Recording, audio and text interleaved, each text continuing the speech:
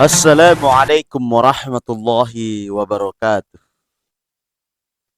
Pemirsa, dimanapun Anda berada, ketika Ramadan tiba, seringkali terjadi perubahan pada rutinitas sehari-hari. Contoh paling sederhana adalah pola makan dan minuman yang tidak lagi dapat dilakukan pada siang hari.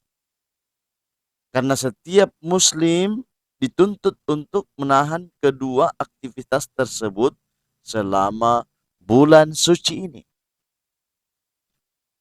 Selain itu, dampak lain saat Ramadan adalah aktivitas malam hari. Kegiatan keagamaan seperti sholat tarawih, tadarus Al-Quran, memasak untuk sahur, bahkan begadang untuk membangunkan sahur, merupakan beberapa contoh yang mengubah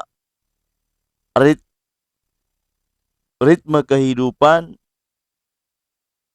menjadi tidak seperti biasanya. Dengan kata lain, kehadiran Ramadan sedikit banyak mengubah pola aktivitas yang bisa dilakukan sehari-hari.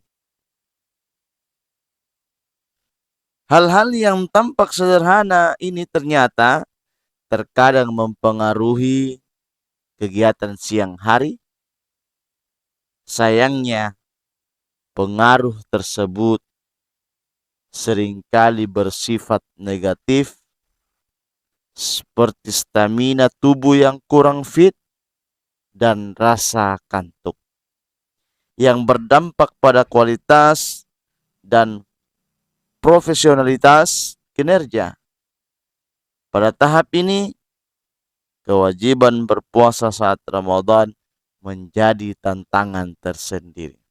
Artinya, keharusan menahan makan dan minum serta segala aktivitas baru lainnya saat Ramadan tidak perlu dijadikan beban. Hal ini justru dapat menimbulkan pikiran bahwa kewajiban Ramadan adalah sebuah tanggungan yang biasanya terasa berat dan menyusahkan kepada kita semua yang sedang berpuasa. Ini adalah hal yang dasar yang perlu dipertegas terlebih dahulu. Dengan cara berpikir kita seperti itu, ketika Ramadan tiba, seyogianya kita merasa gembira karena mendapatkan tantangan baru, yaitu beradaptasi dengan ritme aktivitas yang tidak seperti biasanya. Membagi kewajiban duniawi dan ukhrawi perlu diseimbangkan agar tidak terjadi ketimpangan. Oleh karena itu, mengatur waktu dengan rutinitas harus dilakukan dengan cerdas dan tepat. Berbicara tentang waktu dan pengelolaannya, terdapat ayat yang cukup populer terkait hal ini. Ayatnya, wal 'asr innal insana lafi khasr illa alladhina amanu wa 'amilus salihati wa tawasaw bil haqq wa tawasaw bis sabr. Demi masa, sesungguhnya manusia benar-benar berada dalam kerugian kecuali orang-orang yang beriman dan beramal soleh serta saling menasihati untuk kebenaran dan kesabaran. Pemirsa dimanapun Anda berada, Imam Al-Qurtubi dalam kitab tafsirnya Kitab tafsirnya itu Al-Jami' li Ahkam Al-Quran. Mengutip pendapat Syekh Ibrahim yang menyatakan bahwa manusia ketika mendiami dan menua di bumi akan mengalami fase kekurangan dan kelemahan, kecuali orang-orang yang beriman yang akan mendapatkan imbalan atas jerih payah dan beragam usaha yang dilakukan saat masa muda. Maksud dari fase kurang dan lemah di sini adalah ketika seseorang telah mencapai usia senja, di mana mereka tidak lagi leluasa melakukan aktivitas akibat perubahan kondisi tubuh. Bekerja di sawah, kantor, pasar, dan lain sebagainya tidak dapat dilakukan dengan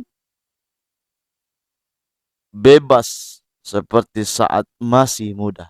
Begitu pula fungsi beberapa organ tubuh biasanya mengalami penurunan dibandingkan dengan waktu ketika seseorang dalam keadaan sehat dan bugar. Pemirsa, dengan demikian kehadiran bulan Ramadan tidak seharusnya dipandang sebagai momok yang mengakibatkan perubahan dalam aktivitas sehari-hari. Justru mari kita jadikan bulan ini sebagai momentum untuk mengumpulkan bekal pahala dan imbalan sebanyak mungkin demi masa depan yang cerah, baik di dunia, lebih-lebih di akhirat. Jika kita berhasil, maka kita akan mencapai tujuan utama kehidupan ini, kebahagiaan di dunia dan akhirat. Amin ya rabbal alamin. Pemirsa, dimanapun Anda berada, kita berdoa kepada Allah Subhanahu wa taala agar Allah Subhanahu wa taala selalu memberikan kita kesehatan walafiat sehingga kita bisa menyelesaikan Ramadan ini dengan selalu sehat, tubuh yang kuat, sehingga kita selalu fit tanpa ada tantangan. Amin ya rabbal alamin. Demikian kultum pada Ramadan yang ke-7 atau puasa yang ke-7. Apabila ada salah, maka mohon ditegur atau ditambahkan. Insyaallah siap amal dan sampaikan. Subhanakallahu wa bihamdihi, subhanakallahu bihamdika, asyhadu an la ilaha illa anta astaghfiruka wa atubu ilaik. Wallahu a'lam bissawab. Assalamualaikum warahmatullahi wabarakatuh.